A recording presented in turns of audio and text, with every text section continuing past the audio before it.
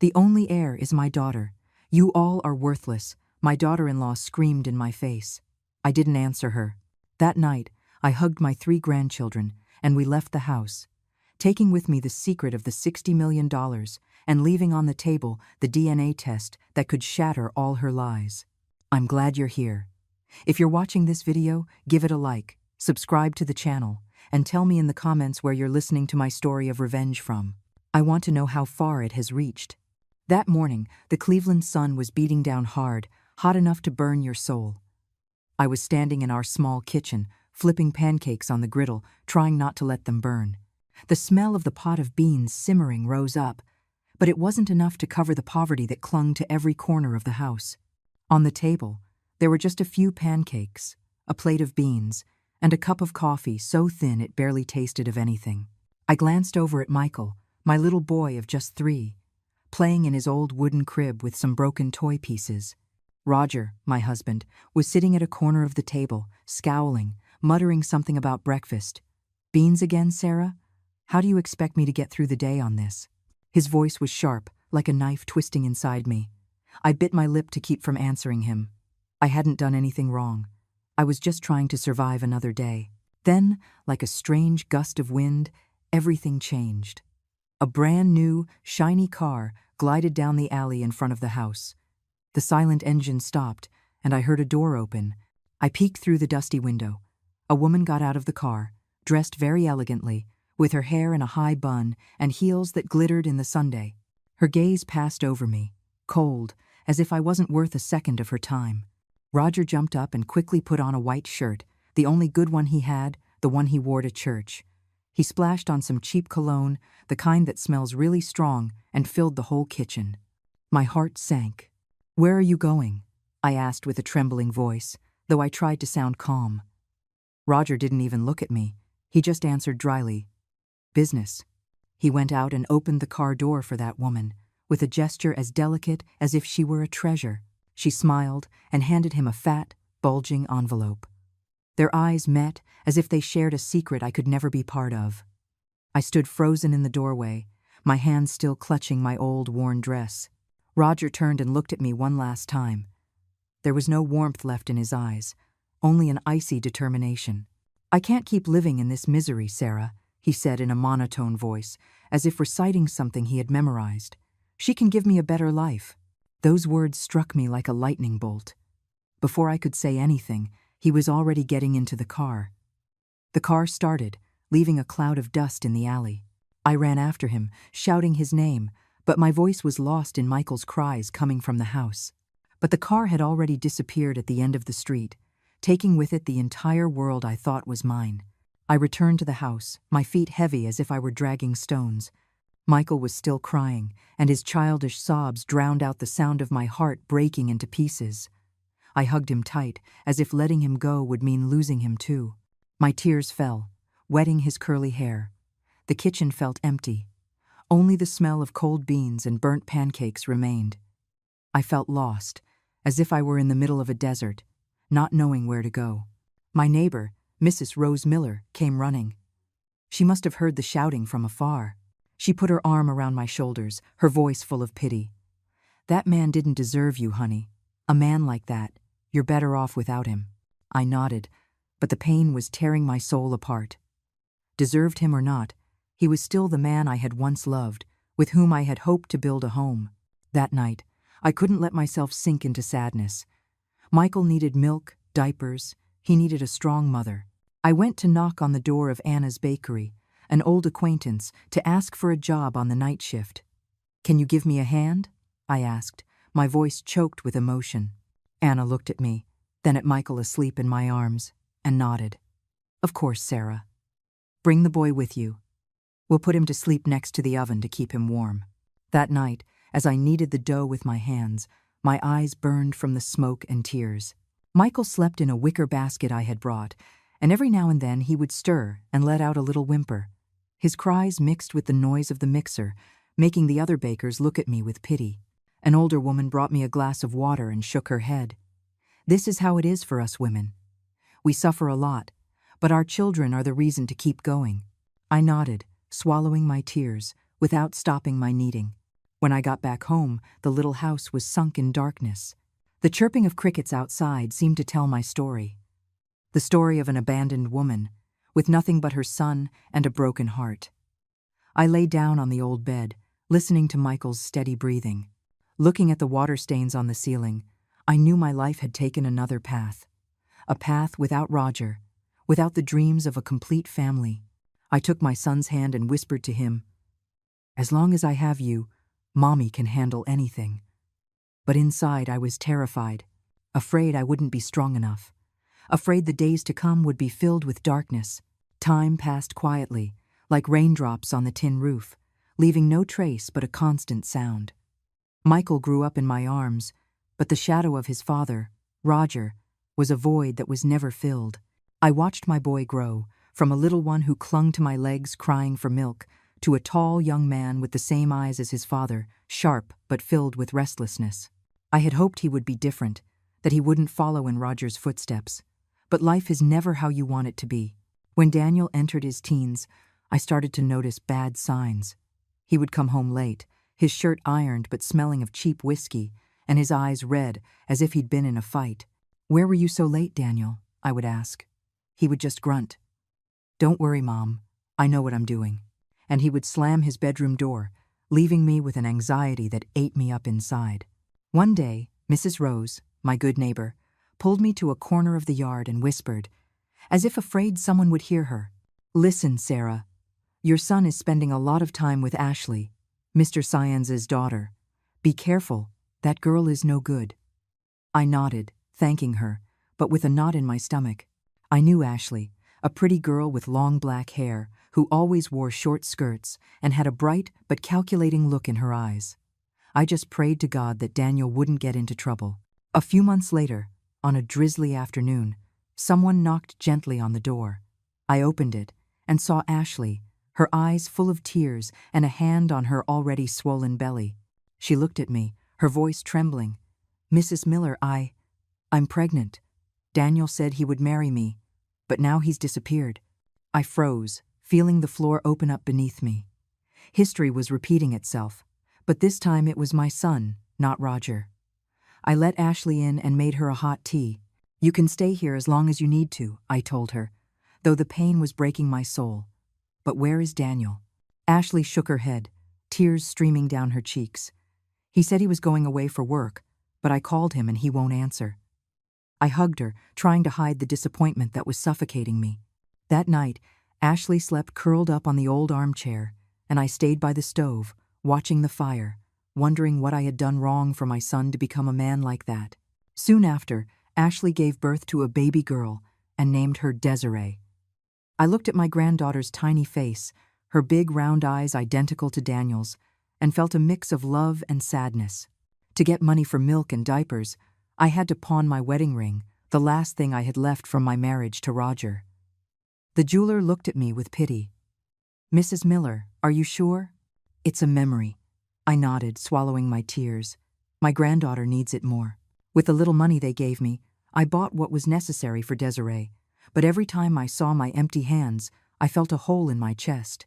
Less than a year later, trouble knocked on my door again. Another young woman, Melissa, came looking for me. She worked as a waitress at a dive bar near the market. She had bleached blonde hair and a voice hoarse from cigarettes. "You're Daniel's mom, right?" she asked, with a hand on her barely noticeable belly. I nodded, no longer surprised. Melissa told me, full of anger, he promised he would take care of the baby, but last week he told me he had to go to Chicago on business, and I haven't heard from him since. I invited her in, served her a thin coffee, and listened to her talk about Daniel's promises I knew he would never keep. When Melissa gave birth to Marcus, I brought him home. The little house now felt tighter, with Desiree and Marcus sharing an old mattress. I gave my bed to the children and started sleeping in a hammock hung in a corner. Every night, the cold air seeped through the cracks in the wall. I covered myself with a thin blanket, but there was nothing that could warm the cold I felt in my soul. Not even 2 years had passed when another young woman appeared. Teresa, a young student, stood at my door, her hands trembling on her pregnant belly. "Are you Daniel's mom?" she asked, in a voice so faint it seemed she was about to cry. I just nodded and offered her a chair. Teresa told me, her eyes red. He told me he loved me, that he would take me to New York City to start over, but now I can't find him anywhere. I listened to her with a dead heart. Once again, my son was leaving a child behind without a father. When Teresa gave birth to Kevin, I brought him home, even though we no longer fit. My 3 grandchildren, Desiree, Marcus, and Kevin, slept squeezed together on the torn mattress, while I remained in the hammock, listening to them cough in the night. Mrs. Rose brought me some old blankets and baby clothes she got from the church. "Oh, Sarah, how much you suffer," she told me with teary eyes. "But God will help you." I forced a smile, but inside, I no longer believed in miracles. To support my 3 grandchildren, I had to get 2 jobs. During the day, I pushed my hot dog cart through the Cleveland market, shouting until I was hoarse. "Hot dogs! Get your hot dogs! Get your hot dogs here!" The smell of hot dogs and onions wafted from the cart, but I didn't dare eat one myself. I saved the leftovers for the children. At night, I cleaned a small hotel near downtown. It was hard work, mopping floors and washing sheets, until my hands swelled up.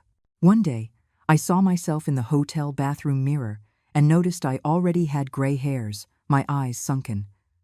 "Sarah, when did you get old?" I asked myself. But then I would think of my 3 grandchildren at home and grit my teeth to keep going. One morning, Desiree got very sick, with a fever that burned her body. I carried her and ran to the public health clinic at 5 in the morning, waiting in line among a crowd of people. The nurse shook her head. "She needs a special medicine. Here we only have something to bring down the fever." I panicked. I ran to the pharmacy near the market and asked if they could give me the medicine on credit. The pharmacist looked at me and sighed. "Mrs. Miller, you already owe me a lot. I'll let you have it this time, but next time it will be difficult." I nodded, thanking him 1,000 times, and hugged the medicine bottle as if it were a treasure. When I got home, I gave the medicine to Desiree and stayed up all night watching her, stroking her forehead and praying. "Please, God, don't take my little girl." That night, just as I managed to get Marcus and Kevin to sleep, a car pulled up in the alley. Daniel came in with an ironed shirt and his hair styled with gel, very different from the disheveled young man of before. The new car gleamed under the moonlight. He looked at me and gave a half smile. "Mom, are the kids okay?" Before I could answer, he took out his wallet, put a few bills in my hand and said, "I'm very busy. Take this to help with them." I looked at the money. It wasn't even enough for a week's worth of milk, and I felt a lump in my throat. "Daniel, you can't keep abandoning your children like this," I said, my voice trembling. He just shrugged. "Mom, I'm trying to get ahead. I'll take care of everyone later." With that, he turned, got into his car, and disappeared into the night. I stood there, with the bills clutched in my hand and tears running down my face. My 3 innocent grandchildren were sleeping inside, and I was carrying the weight of a whole generation. One morning, while arranging the hot dogs on my cart, Lupe, who sells vegetables next to me, pulled my arm and whispered, as if afraid someone would hear, "Hey, Sarah, your son is a big shot now. He was on TV, on the local news." I froze. The hand holding a warm hot dog bun began to tremble. "On TV, Daniel?" I asked, unable to hide my surprise. Lupe nodded and pointed to a nearby convenience store where a small television was on. Another vendor, John, joined the conversation. "They say he invested in some land in New York City and hit the big time. Now he's rolling in money." I stood there, with a mix of pride and pain. Pride because my son, who grew up in poverty, was now being mentioned on television. But pain because I knew he no longer remembered his mother or his children. That afternoon, I borrowed a gossip magazine from Mrs. Rose. On the front page was a picture of Daniel, in an elegant black suit, standing next to a gleaming Audi. His smile was huge, but his eyes looked cold, no longer resembling those of the boy who once hugged me, crying for milk. The headline in large letters read, "Young Cleveland entrepreneur strikes it rich in real estate." I read it and felt like I was suffocating. It was true he had gotten ahead, but at what cost? The cost was me, Desiree, Marcus, and Kevin, the ones left behind in the little house with the leaky roof in Cleveland. The next day, while mopping the hotel floor, I heard the familiar sound of a car stopping in the alley. I ran home, my heart pounding a mile a minute, hoping to see my son. Daniel entered, taller, smelling of expensive cologne instead of cheap whiskey, but he didn't look at me with the eyes of a son. He just handed me a thick envelope and said dryly, "Here, Mom. I can't stay tied to this poverty. I have a new life now." I took the envelope, my hands trembling, wanting to ask him about his children, about Desiree, Marcus, and Kevin, the children who carried his blood. But before I could open my mouth, he had already turned and was heading to his car. The engine roared, and he disappeared, just as Roger had abandoned me years ago. I opened the envelope. There were only a few bills, not even enough to support the children for a month. I felt my heart clench. "Daniel, my son, why did you become like this?" I whispered, as tears fell onto the dirt floor. A few weeks later, a wedding invitation arrived, on glossy paper with gold lettering. Daniel was marrying Isabella Thorne, the daughter of a construction magnate from New York City. The wedding would be at a luxury hotel in Manhattan, a place people like me could only dream of. I held the invitation, read it over and over, but I didn't see my name or my grandchildren's on the guest list. "Mrs." Rose told me, her voice full of amazement. "Sarah, did you see the wedding in the paper?" Isabella wore a very long white dress. There were crystal chandeliers sparkling everywhere, and reporters were crowding to take pictures. It was a huge event. I nodded, but I felt a sharp pain in my chest. My son, whom I raised with my sweat and tears, was now entering a strange world, a world where there was no place for his mother or his children. From the day of the wedding, Daniel stopped calling. I tried to call him, but his number was always out of the service area. Once, I gathered my courage and took a bus to New York City to find the real estate office where Daniel worked. The building was immense, with gleaming glass windows. It was nothing like I had ever seen in Cleveland. The receptionist, a cold young woman, looked me up and down and said, "Mr. Rodriguez does not take family matters here." I stood there, in my old, worn dress and my worn-out sandals, feeling so small I wanted to disappear. "I'm his mother," I said, my voice trembling. She just shrugged. "I'm sorry. Those are the rules." I returned on the long bus ride, tears streaming down my face. Daniel, my son, now belonged to a world I could no longer touch. A few months later, I ran into Daniel by chance at a shopping mall in Cleveland. I was taking Desiree to buy new shoes, the cheapest I could find, because her little feet no longer fit in her old ones. In the distance, I saw Daniel, still impeccable in his suit, next to a young, arrogant-looking woman with blonde hair and expensive clothes. She was carrying a boy of about 3, with a fair complexion and curly brown hair.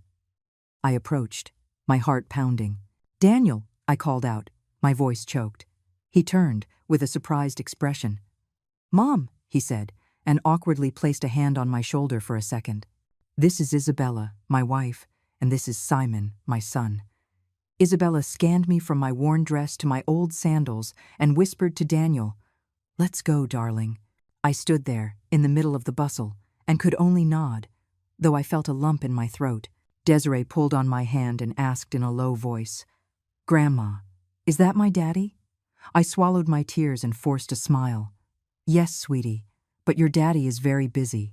From that day on, whenever I called Daniel, Isabella's voice would answer on the other end, cold and sharp. "Stop bothering my husband. He has a real family now." Those words were like a stab straight to the heart. A real family? Then what were Desiree, Marcus, and Kevin, the children who carried Daniel's blood? I would sit in my little house, hugging my 3 grandchildren, listening to them ask, "Grandma, where is our daddy?" I would just stroke their hair and lie to them. "Your daddy is very busy working, but he loves you very much." But every time I said it, I felt like I was betraying myself. The tears would come, but I would wipe them away quickly. I didn't want the children to see their grandmother cry. One afternoon, during a torrential downpour, I was in the small kitchen washing dishes. The cold water chilled my bones and made me shiver. My 3 grandchildren, Desiree, Marcus, and Kevin, were playing in a corner of the house, and their innocent laughter was the only thing keeping me from sinking into loneliness. Suddenly, Desperate knocks on the door interrupted everything. I dried my hands on my apron and opened it. It was Mrs. Rose, pale and soaked. "Sarah, turn on the TV," she shouted, her voice trembling. "There was a horrible accident on the Pennsylvania Turnpike. It looks like it was your son's car." I felt my heart stop. I stumbled into the house. I turned on the old television, my hands shaking so much I almost dropped the remote. On the screen was the image of an SUV in flames, with a column of black smoke rising into the gray, rainy sky. The reporter's voice came on, cold and clear. The victim, businessman Daniel Rodriguez, died at the scene in this terrible accident on the Pennsylvania Turnpike. My son's name resonated like a dagger in my chest. I fell to my knees on the floor, still holding the wet rag, and the tears flowed uncontrollably. Desiree ran to me and pulled on my arm, with her little girl voice. "Grandma, what's wrong? Are you okay?" Marcus and Kevin also came closer, their eyes wide with fear. I wanted to answer them, to say something to calm them, but I had a lump in my throat. I just hugged all three of them with all my strength, crying inconsolably, as if letting them go would mean losing them too. I couldn't sleep that night. The house felt icy, and the rain hitting the tin roof was like a hammer on my soul. I sat at the old wooden table, looking at a photo of Daniel when he was a child, with a radiant smile and eyes as bright as stars. "My son, why did this happen?" I whispered as my tears fell on the photo. I remembered the days I rocked him to sleep, the sleepless nights kneading dough to buy him milk. Now he was gone, not to a new life, but forever. But deep in my heart, something wouldn't let me rest, a little voice telling me that things were not that simple. The next day, I took a bus to New York City, to the luxurious wake they had organized for Daniel. I put on the best dress I had, even though it was already worn at the shoulders and faded. The streets were full of life, but my heart was a void. When I arrived, an employee in a black suit stopped me at the entrance. "Excuse me, ma'am, your name is not on the guest list," he said in a cold voice. I begged him. "I'm Daniel's mother. Please, let me in to say goodbye to my son." He shook his head, without a hint of emotion. "Those are the family's orders. I ask that you understand." The family? I was his mother, and they didn't consider me his family? I stood outside, looking through the glass doors. Isabella, Daniel's wife, dressed in mourning, was hugging little Simon tightly in front of the cameras. Tears streamed down her cheeks, but they looked fake, like those of an actress playing a role. Next to her, some strange men were laughing and whispering something about the insurance money and transfers. I felt like I was suffocating. They were talking about my son's death as if it were a business deal. I returned to Cleveland with my soul crushed. Mrs. Rose came to see me again with a bowl of hot soup. "Sarah, you have to eat something," she said, worried. I heard Isabella already moved to a mansion in Miami. "How lucky for your daughter-in-law, so young and with all that inheritance." I nodded without saying anything. I sat in my little house, watching Desiree, Marcus, and Kevin eat some oatmeal, and the pain broke my heart. My grandchildren, Daniel's blood, living on scraps while Isabella and Simon were in a mansion, enjoying everything. I asked myself, why? Why did my son have to die for them to have everything? Every night, I dreamed of Daniel. In my dreams, he would appear from a cloud of smoke, look at me, and say with a broken voice, "Mom, I'm not dead." I would wake up with a jolt, soaked in sweat, my heart pounding a mile a minute. The house was dark. Only the quiet breathing of my grandchildren could be heard. I would hold my head, trying to push away those images, but the unease grew inside me. Something was not right. Daniel's death, Isabella's attitude, the whispers about the insurance money, it was all like a puzzle with missing pieces. One morning, while arranging hot dogs on my cart, a card arrived from Miami. It was a white card, with elegant handwriting. "Please, do not contact us. Do not look for us. Our family needs peace." Signed, Isabella Thorne. I read it over and over, clutching the card so tightly it crumpled. "Our family?" I murmured, my voice trembling with anger. "And what about my grandchildren? Desiree, Marcus, Kevin, are they not her family?" I crumpled the card into a ball and threw it in a corner. I felt a fire inside me. Isabella had not only taken Daniel from me, now she was trying to completely erase us from her life. After Daniel's funeral, my life felt like it was covered in a fog. Every day, I continued to push my hot dog cart to the market. I continued to clean the hotel at night, but my soul had no strength. My 3 grandchildren, Desiree, Marcus, and Kevin, were the only light that kept me on my feet. But the pain of losing my son was a wound that wouldn't close. The society pages of the Cleveland newspapers were full of photos of Isabella, Daniel's widow, hugging little Simon, calling him the sole heir to the Rodriguez name. I would silently pick up the old newspapers from the stand and sit in my dark kitchen looking at each photo. Simon, with his curly brown hair, his fair skin, and his big round eyes, looked nothing like Daniel or anyone in my family. The more I looked at him, the more confused I felt. Why is he like that? I would ask myself, stroking the photo as if it could give me an answer. One day, while arranging the hot dogs on my cart at the market, I overheard 2 vendors whispering. "Elena, the one who sells vegetables," one said in a low voice. "Hey, don't you think that Simon boy looks a lot like David Thorne?" The other, Carmen, who sells flowers, put a finger to her lips. "Shh, be quiet. Those people have a lot of money. Messing with them is asking for trouble." I was startled and almost dropped the hot dog I was holding. David Thorne.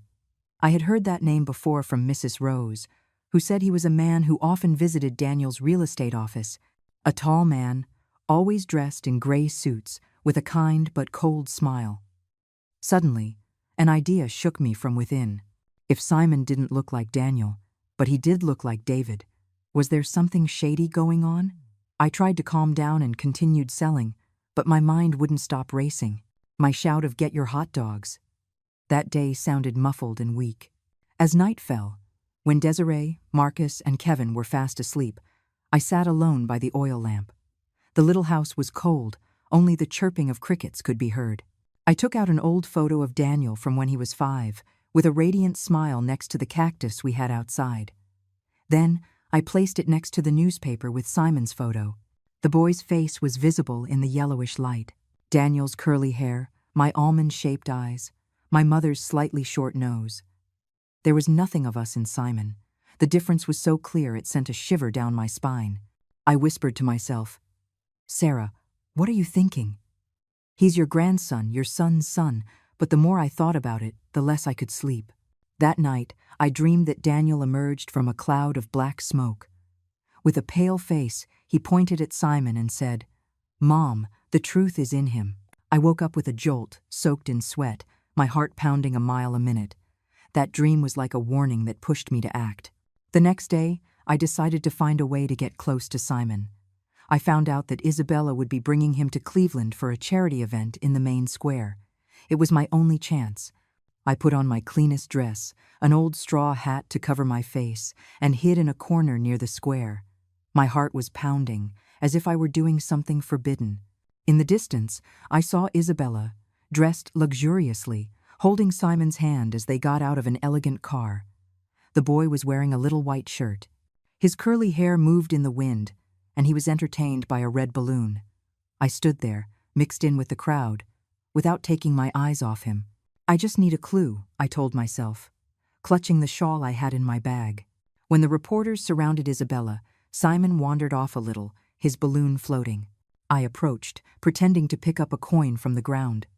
Just as the boy turned, I saw a hair caught on his little sweater. With trembling hands, I collected it. I felt that in taking that tiny hair, I was holding the entire truth about my son's life. My heart was beating so hard I thought everyone around me could hear it. I turned quickly and moved away from the crowd, afraid Isabella would recognize me. On the way home, I hid the hair in an old handkerchief and carefully put it in my apron pocket.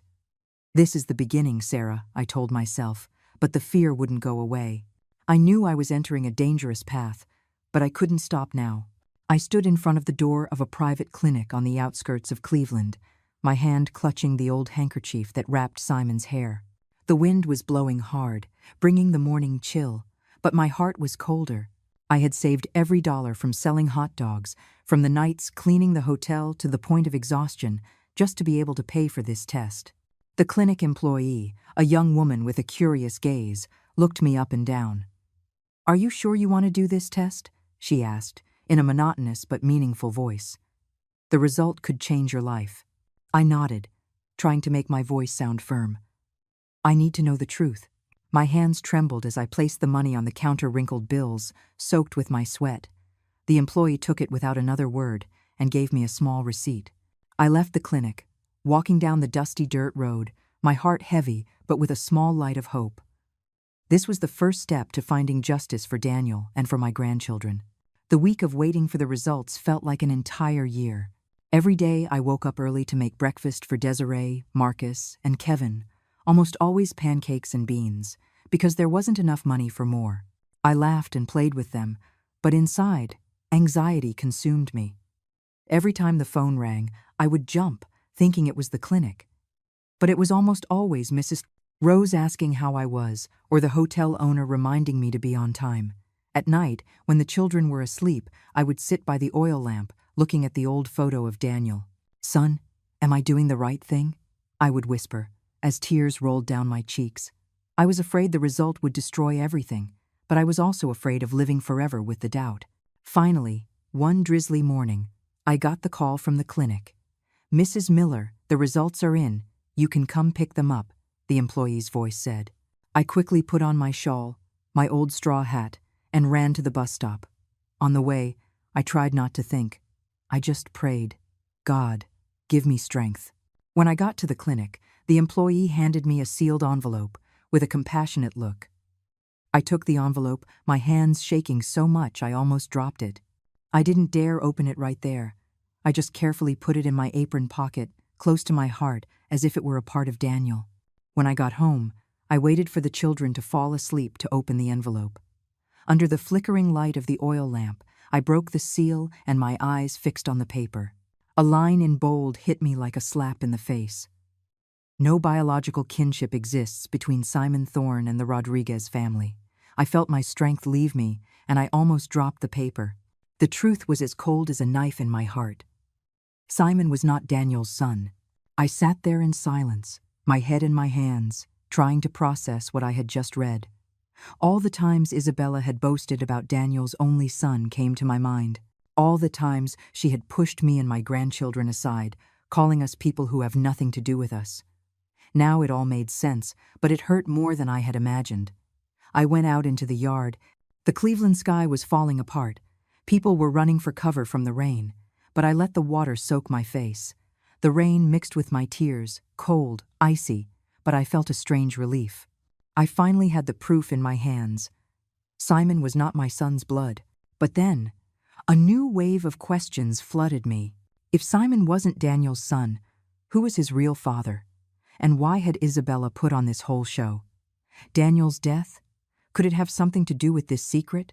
That night, I spread the DNA result on the old wooden table, looking at it as if it were the last piece of a puzzle. Desiree woke up and walked towards me, rubbing her eyes. "Grandma, what's that paper?" I quickly folded the sheet and forced a smile. "It's nothing, sweetie. Grandma is just looking for the truth." She nodded, yawned, and went back to bed. But I knew this truth was not simple. It was the beginning of a path full of dangers. I hugged Desiree, feeling her warmth, but my heart was frozen. I thought of Daniel, of the accident, of the whispers about the insurance money at the wake. It was all starting to connect, but I wasn't sure yet. I only knew one thing. If Simon was not Daniel's son, then my son's death might not have been an accident. The DNA result was like a small fire burning inside me, illuminating the truth but also filling me with fear.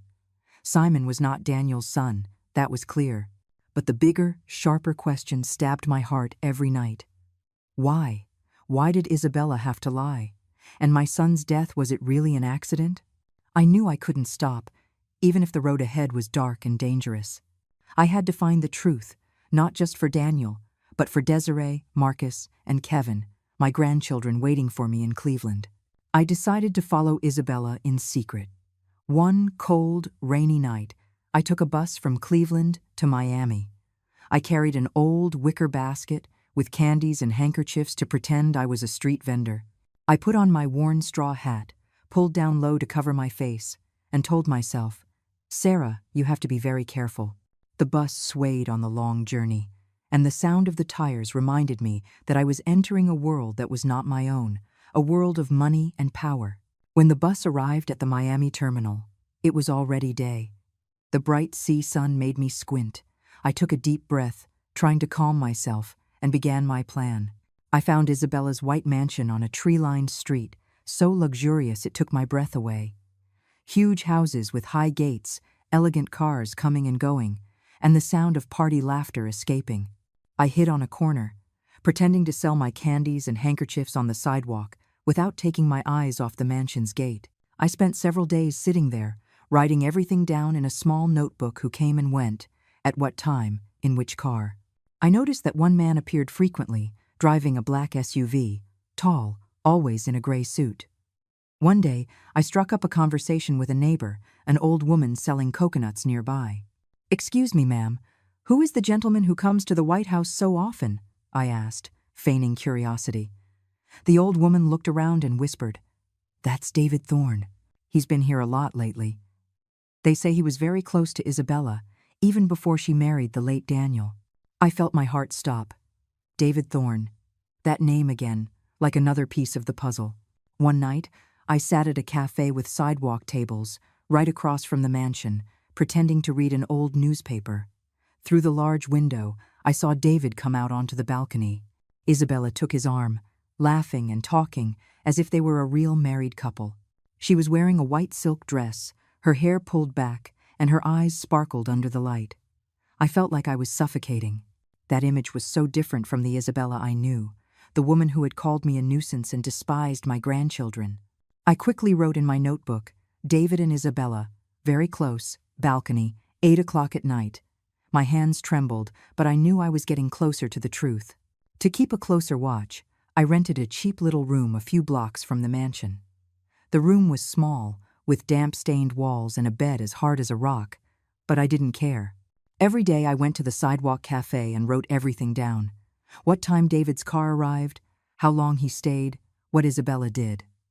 Once, I decided to take a bigger risk. I followed David to the main bank in Miami, not far from the mansion. I hid behind a pillar, pretending to tie my shoelaces without losing sight of him. David went in, spoke with a bank employee, and came out with a black leather briefcase. When he stopped to answer a call, I crept closer, just enough to hear a fragment. "Yes, the life insurance. $50 million. It's done." Those words were like an electric shock. $50 million? A giant insurance policy? And Daniel's death suddenly appeared in my mind as a well-orchestrated plan.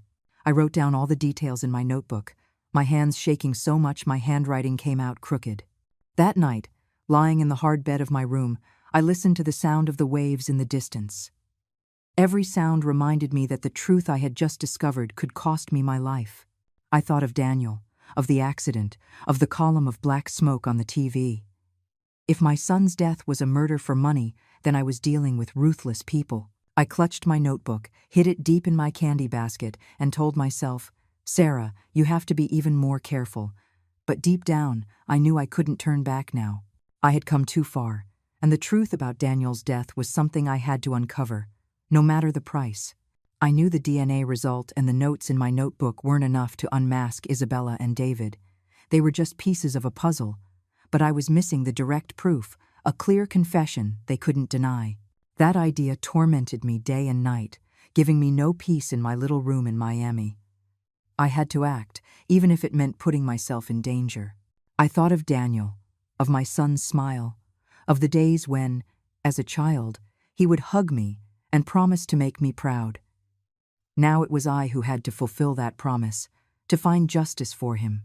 One full moon night, with the Miami sky full of stars, I decided to risk everything.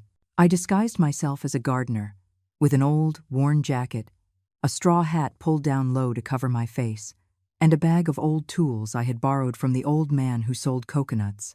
In the bag, I had some shears, a small trowel, and my notebook, my only weapon. I walked towards Isabella's white mansion, my heart pounding so hard I felt it would burst from my chest. The high gate was closed, but I noticed a small path on the side that led to the back garden. I hid behind some bougainvillea bushes. The branches scratched my arms, but I didn't care. Through the glass door of the living room, which was slightly ajar, yellow light escaped, illuminating the silhouettes of Isabella and David sitting on a sofa. I pressed myself against the wall, trying to breathe as quietly as possible. Isabella's voice reached me, low but clear, sharp as a knife. "The accident was perfect, David. No witnesses, no evidence, nobody suspects a thing." I felt my blood run cold. I clutched my old shawl with all my might to keep from screaming.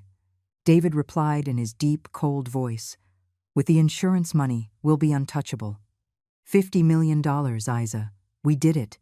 Those words were a stab straight to my heart. Daniel's death wasn't an accident. It was a planned murder. I started to tremble, tears streaming down my face, but I knew I couldn't let my emotions win. This was my only chance. I took my old cell phone out of my pocket, my hands shaking so much I almost dropped it. This phone, the one I used to call my grandchildren, was now my last hope. I pressed the button to record, trying to keep my hand steady, pointing towards the glass door. But in my nervousness, my hand brushed against a small pot nearby. The pot wobbled and fell to the ground, making a dry thud in the silence of the night. Isabella's voice stopped abruptly. I heard the creak of the sofa, and then footsteps approaching the door. My heart stopped. I hid deeper among the flowers, holding my breath, praying they wouldn't see me. A small, white, fluffy dog ran out of the house, barking loudly at me. I shrank back, breaking into a cold sweat despite the cool sea breeze. "Isabella, you're getting paranoid," David said in an annoyed tone. He gave the dog a little kick, which yelped and ran off. It was probably a cat. Isabella muttered something, and the footsteps receded. The glass door closed, but without locking. I waited a few more minutes until I was sure they had returned to the sofa, and then I crawled out of the bushes. I still had the cell phone in my hand. The recording was still running. I quickly checked it. The voices of Isabella and David were audible, a bit low but clear. It was the proof I needed, but also what filled me with terror. If they found out I had heard them, I didn't even want to imagine what would happen. I left the mansion in the darkness, walking quickly but silently. The way back to my room felt long and lonely. Only the sound of the Miami waves crashing on the shore reminded me that there was no turning back now. I passed by the beach, the moon reflecting on the water, but my heart found no peace. The recording on my cell phone was like a bomb, ready to destroy everything, but it could also blow up in my hands. I clutched the phone, put it in my pocket, close to my heart, and told myself, "Sarah, you have to succeed, for Daniel." The recording on my old cell phone was like a ticking time bomb, keeping me in a constant state of anxiety. I clutched it every night, afraid that if I let it go, the truth about Daniel's death would vanish. After days of hesitation, I decided to take it to the Miami police headquarters, hoping that justice would be on my side. I entered the station, my worn sandals squeaking on the cold stone floor, hugging the cell phone as if it were a treasure. Detective William Vargas, a middle-aged man with a piercing gaze, received me in a small, paper-filled office. I told him everything, from the DNA result to what I had overheard outside the mansion. When I played the recording, the voices of Isabella and David sounded, faint but clear. Vargas listened, nodding, but his gaze didn't reflect the hope I had expected. "Mrs. Miller, this evidence is very weak," he said in a grave voice. "They'll say you imagined it, or worse, they'll sue you for invasion of privacy. Without a living witness or official documents, it's very difficult for us to proceed." I froze. I felt the floor open up beneath me. "But it's the truth," I said with a lump in my throat, on the verge of tears. Vargas sighed. "I understand, Mrs. Miller, but with people like the Thorns, the truth is not an easy thing to accept." I left the headquarters with heavy feet, feeling like I was sinking in despair. Justice, it seemed, was much further away than I thought. That night, I returned to my cheap little room in Miami, where the smell of dampness mixed with the sound of the waves. I sat on the hard bed and cried inconsolably. So many days of risk, so many sleepless nights, only to be told the evidence is weak by the detective. I thought of Desiree, Marcus, and Kevin, my grandchildren waiting for me in Cleveland. What did I do wrong? I asked myself, as tears soaked my hands. I wanted to give up, to go back to my children and forget everything. But then the image of Daniel appeared in my mind, the boy who would hug me and promise to make me proud. "Forgive me, son," I whispered, my voice lost in the darkness. Suddenly, someone knocked on the door.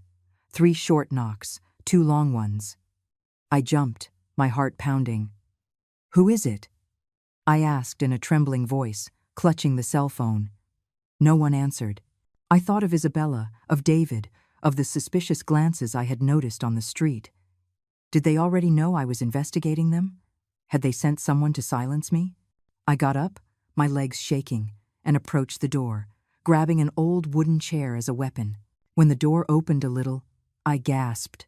It was Daniel, in the flesh, thinner, with a grown-out beard, dressed in an old, worn jacket. His reddened eyes looked at me, full of pain and regret. I broke down and ran to hug him, my tears soaking his clothes. "My son, are you really alive?" I said between sobs, my voice breaking. Daniel hugged me back, his body trembling. "Mom, forgive me. I didn't die. I couldn't let you and the children be in danger." We sat on the floor of the little room, the flickering light of the oil lamp illuminating Daniel's face. He told me everything, in a low, tired voice. The day of the accident, while driving on the Pennsylvania Turnpike, he noticed something strange, a weird wire under the seat. I pulled over, checked, and heard a ticking sound, Daniel said, his gaze distant.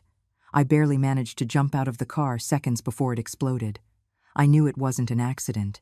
I knew Isabella and David were behind it, so I had to fake my death to look for proof. I listened to him, my heart breaking into pieces. My son, the boy I raised, had almost lost his life to the ambition of others. "Why didn't you tell me anything?"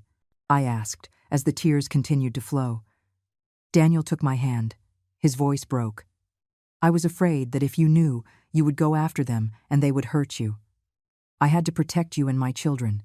Daniel told me he had been hiding for months in the mountains of Ohio, thanks to an old friend, Jose, who gave him refuge. He survived by doing manual labor, chopping wood, working in the fields, so no one would suspect. During that time, he secretly gathered evidence: a copy of the life insurance policy, secret messages between David and a stranger, and most importantly, a video of a mechanic they hired to plant the bomb. He regretted it.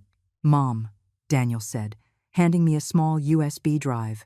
He recorded a video confessing everything because he was afraid they would frame him. "Mom, this is all I have. We have to take it to Detective Vargas now." I clutched the USB drive. It felt as heavy as the entire world.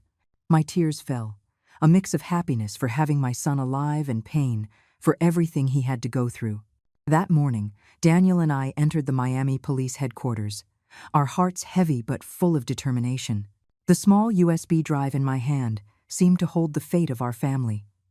Detective William Vargas was waiting for us in his small office, the smell of old coffee and damp papers hanging in the air. I gave him the USB drive, my hand trembling, while Daniel stood beside me, his gaze firm. When Vargas watched the video, a blurry but clear recording, with the mechanic's confession about how he planted the bomb in Daniel's car, he frowned, slammed his fist on the table, and said in a decisive voice, "Your son is the living witness. This time we have enough evidence to request an arrest warrant." I looked at Daniel, my eyes full of tears. My son, whom I thought I had lost forever, was there, being the key to uncovering the truth. "Thank you, Detective," I said, my voice choked. Vargas nodded. "Mrs. Miller, this time justice will be on your side. But be careful, the thorns are not easy to deal with." That night, Daniel and I returned to the hotel room, waiting anxiously. As night fell, police sirens echoed through the street, and blue and red lights flashed outside. I peeked through the curtain and saw the police surrounding Isabella's white mansion. They brought her out in handcuffs, screaming desperately. "You're mistaken. I didn't do anything." David struggled to break free, but was subdued at the entrance. The sound of the handcuffs clicking shut mixed with the sound of the Miami waves, like the final music for their crime. The next morning, the newspapers exploded with the news. "Businessman Daniel Rodriguez is alive. Insurance murder plot uncovered." I read the headline with a mix of relief and pain. Justice had arrived. But the price was years of living with the pain of having lost my son. After those chaotic days, Daniel and I returned to Cleveland. The little house was now full of laughter. Desiree, Marcus, and Kevin wouldn't leave their father's side. "Daddy, where were you for so long?" Desiree asked with shining eyes. Daniel hugged her, his voice soft. "Forgive me, my love. From now on, I'm not going anywhere." Simon, the boy Isabella had called the sole heir, also found a place in our arms. Although he was not Daniel's blood, he was an innocent child. I stroked his hair and said to him, "You'll stay here with your grandma, okay?" The boy nodded, and his radiant smile warmed my heart. One day, Daniel took us all to a charity event at the Children's Hospital in Cleveland. I pushed my hot dog cart and gave them away to families in need. There, Daniel happened to meet Sarah Jenkins, a pediatric nurse with a smile as warm as the Sunday. At first, they only spoke politely, asking about the sick children. But when Sarah bent down to wipe a milk stain from Kevin's shirt, or hugged Simon to comfort him because he was afraid of needles, I saw Daniel's eyes light up, a light I hadn't seen since he was a boy. "Mom, Sarah is very special," Daniel confessed to me one night as we sat in the yard. "I never thought I could love someone again after all my mistakes. But when I'm with her, I want to be a better man." I smiled and put a hand on his shoulder. "Son, if she makes you want to be better, then that's real love." Over time, Sarah became part of the family. She would teach Desiree English, explaining each word with patience. She played ball with Marcus, laughing out loud when the boy missed a shot. She taught Kevin how to draw, helping him color his pictures. And to Simon, she read stories every night, in a voice so soft it lulled him to sleep. I would watch Sarah, grateful for bringing the warmth that my family had lacked for so long. "Mrs. Miller, I love being here," Sarah told me once, as we kneaded dough for dinner rolls together. "Your family is very special." I took her hand, my voice choked. "No, Sarah, it's you who makes our family more special." One afternoon, as the sunset painted the yard gold, I saw Daniel kneel before Sarah with a simple ring in his hand. "Sarah, will you build a real family with me?" he asked, his voice trembling. Desiree, Marcus, Kevin, and Simon were all around, shouting with excitement. Sarah nodded, her eyes full of tears. "Yes, Daniel, yes, I will." I stood there, hugging Desiree, tears streaming down my cheeks. After so much suffering, my son had finally found happiness. The wedding was simple, but full of joy, in a small church in Cleveland. I sat in the front row, clapping to the rhythm of the music, watching Daniel in a simple suit and Sarah in a pure white wedding dress. Desiree was the flower girl, walking a bit clumsily but radiant. Marcus carried the rings with great seriousness, though he couldn't stop smiling. Kevin threw paper flower petals, filling the church with joy. Simon ran everywhere, with a laugh so contagious that everyone laughed with him. When the priest gave the blessing, I felt my heart finally heal. So many years of pain, so many nights crying in silence, now dissolved with the laughter of my family. The $60 million trust, the insurance money Daniel now used it to build a new future. He opened a small diner in Cleveland, where he sold hot dogs and comfort food, so I no longer had to push my cart under the Sunday. A portion of the money went to my grandchildren. A scholarship for Desiree's studies, soccer lessons for Marcus, painting classes for Kevin, and a savings account for Simon. "Mom, I want my children to have a better life," Daniel told me once, as we all had dinner together. I nodded, tears running down my face. "Son, just seeing you happy is enough for me." I sit in the yard of my house, watching my family gathered. Daniel and Sarah holding hands, the children playing, their laughter filling the air. I think of the dark days, when I believed I had lost everything. But now, justice had been served, and true happiness had returned with the love and unity of the family. I close my story with an immense peace, knowing that, no matter how hard life was, the love for my son and my grandchildren guided me through all the storms. The story we tell is fictional, but it is based on some real events. The names and places have been changed to protect the identity of those involved. We do not tell this to judge, but with the hope that someone will listen and stop to think. How many mothers are suffering in silence inside their own homes? I am genuinely curious. If it were you, in my place, what would you do? Would you choose to remain silent to keep the peace, or would you dare to face everything to reclaim your voice? I want to know what you think, because every story is a candle that can light someone else's path. God always blesses, and I firmly believe that courage leads us to better days.